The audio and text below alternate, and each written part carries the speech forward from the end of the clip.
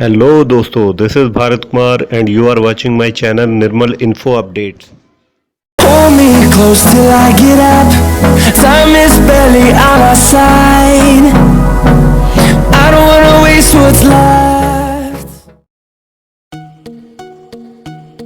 4 days after Chief of Defense Staff General Bipin Rawat said the Indian Air Force was planning to switch over to the light combat aircraft (LCATs) rather than pursue a global tender for 114 new fighter jets, Air Chief Marshal RKS Bhadauri has contradicted him. Bhadauri said Monday that the list of aircraft planned to be inducted by the IAF includes 36 Rafales, 114 multi-role fighter aircraft, 100 advanced medium combat aircraft, AMCA, and over 200 LCAS in different variants. Rawat told news agency Bloomberg last week that the IAF is switching to the LCA when asked about the global tender for jets. The IAF is saying, "I would rather take the indigenous fighter, it is good," he was quoted as saying. The CDS' words came as a setback for the likes of Boeing, Lockheed Martin and Saab, who were in the race for the contract for 114 aircraft, which would be worth at least $15 billion and would also entail technology transfer under Make in India. However, IAF Chief Bhadauri told news agency ANI Monday, "This project, 114 jets, is in the middleweight and is in the Rafale class. In this issue, we will deal with it in the Make in India region, with an increase in FDI, with support to the private sector. I think in future this will bring in technology which is required to support the aviation sector. I think it is important to have another generation of aircraft in terms of capability, technology as we go along." When the CDS had made his comments last week, they had come as a surprise to the Air Force and industry. Sources had explained to TechRoom that the 114 jets cannot be replaced by the 83 LCA as the two fighters are of different classes.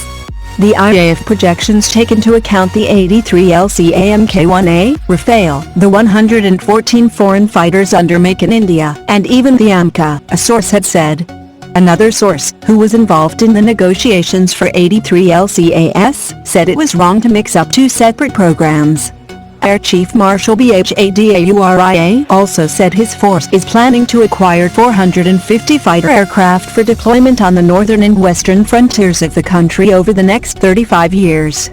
Regardless, the IAF will not reach its sanctioned strength of 42 squadrons by 2042, its projections have revealed. The best-case scenario is if the force inducts the Cheetah Mark II, the AMCA and 114 fighter aircraft, for which a request for proposal is still awaited.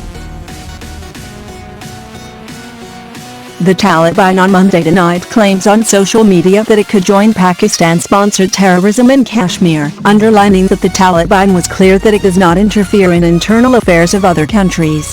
The statement published in the media about Taliban joining jihad in Kashmir is wrong. The policy of the Islamic Emirate is clear that it does not interfere in the internal affairs of other countries. Suhail Shaheen, the spokesperson for the Islamic Emirate of Afghanistan, as the political wing of Taliban calls itself, tweeted on Monday evening. The strong clarification comes a day after officials monitoring social media noted a spike in posts around claims that a Taliban spokesperson Zabi al-Mujahid said it was impossible to be friends with India unless the Kashmir dispute is resolved. The spokesperson was also claimed to have said that the Taliban would, after capturing power in Kabul, capture Kashmir from infidels also.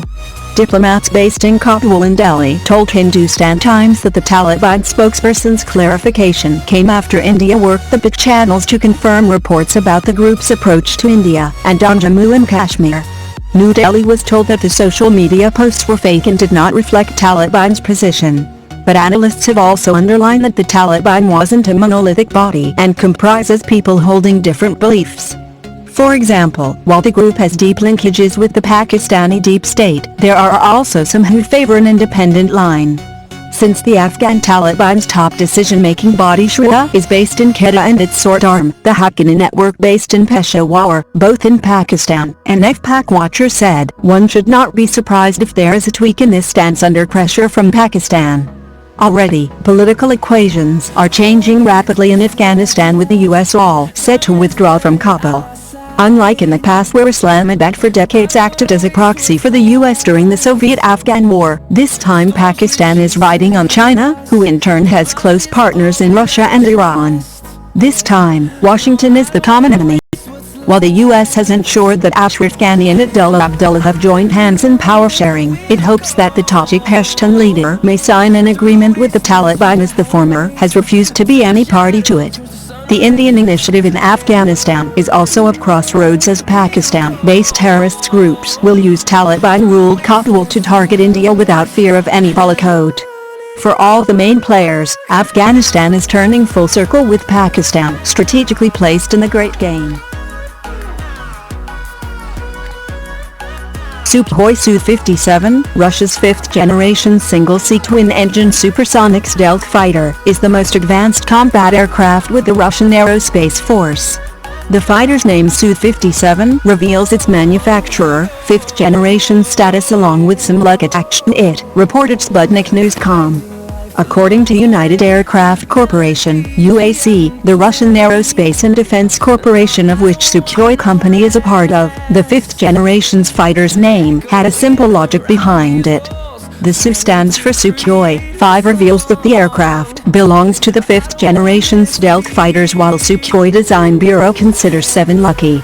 So when it came to the formal name of the aircraft, Su-57 was an easy choice. Russian Aerospace Force started receiving the first fully ready and armed Su-57 in late 2019 after placing an order for 76 jets. The United States of America-led North Atlantic Treaty Organization, NATO, has kept named the Su-57 as felon. According to Russian defense officials, the Su-57 can take off as well as land on very short runways. The jet is capable of annihilating targets on land, in air and in the sea. Former Russian Aerospace Force Commander-in-Chief Colonel General Viktor Bondarev had in August 2017 disclosed that the then under-development fifth-generation fighter had been named Su-57. The decision has been made and the plane has got its name like a child after birth. Su-57 is how we now call it, Russian news channels EVE's EDA TV had quoted him as saying. During the development phase, the Su-57 was called Sukhoi T-50PAK-FA, Prospective Aviation Complex of Frontline Aviation. The jet first took to the skies in 2010. Initially, India was part of the development process of T-50PAK-FA, but later pulled out of the program following concerns over the huge cost and technical parameters of the then proposed combat aircraft. The Russian jet is in direct contest with the United States of America's fifth-generation combat jets, F-22 Raptor and F-35 Lightning II. Keen to land some export orders, Russia unveiled the export version of the fighter called Su-57E during the International Aviation and Space Salon MEX 2019 near Moscow in August 2019.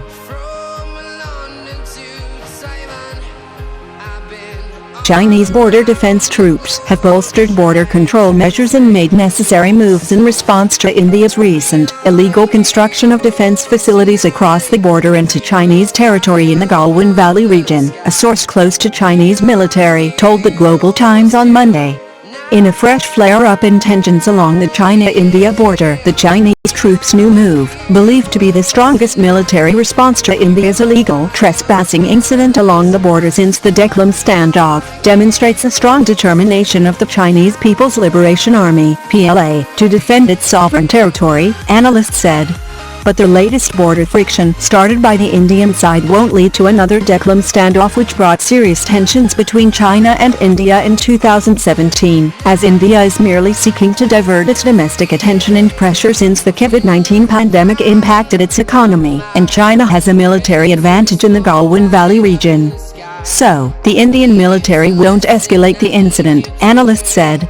Since early May, India has been crossing the boundary line in the Galwan Valley region and entering Chinese territory. The Indian side built defense fortifications and obstacles to disrupt Chinese border defense troops' normal patrol activities, purposefully instigated conflicts and attempted to unilaterally change the current border control situation, the military source said. The Galwan Valley region is Chinese territory, and the local border control situation was very clear. The The actions by the Indian side have seriously violated China and India's agreements on border issues, violated China's territorial sovereignty, and harmed military relations between the two countries, according to the Chinese military source. Hu Xian, a research fellow at the Institute of International Relations of the Shanghai Academy of Social Sciences, told the Global Times that the Galwan Valley is not like dohklam because it is in the Aksai-Chin region in southern Xinjiang of China, where the Chinese military has an advantage in mature infrastructure. So, if India escalates the friction, the Indian military force could pay a heavy price. The Indian government is being pressured by its society due to the unsuccessful handling of the COVID-19 pandemic, and while the number of confirmed cases is lower than the US since it has conducted fewer tests, the impact on its economy is serious, Hu said. The latest data provided by the World Health Organization on Monday shows India has 90,927 confirmed cases and 2,872 deaths. U.S. multinational investment bank Goldman Sachs predicts that the Indian economy will experience a recession ever after its already weakened state was further dragged down by the countrywide lockdown to contain the COVID-19 pandemic. This is the third time that Goldman Sachs has slashed its forecast for India's economic growth for 2020-21, CNBC reported on Monday. Although the Modi administration's popularity remains high due to rising Hindu nationalism, this won't help the government overcome economic challenges, Hu noted. So, the Indian government decided to hype the border issue with China again since it's easy to divert the domestic attention by hyping nationalism against China. In the future, it could even use it to bargain with China for medical or economic support, he said.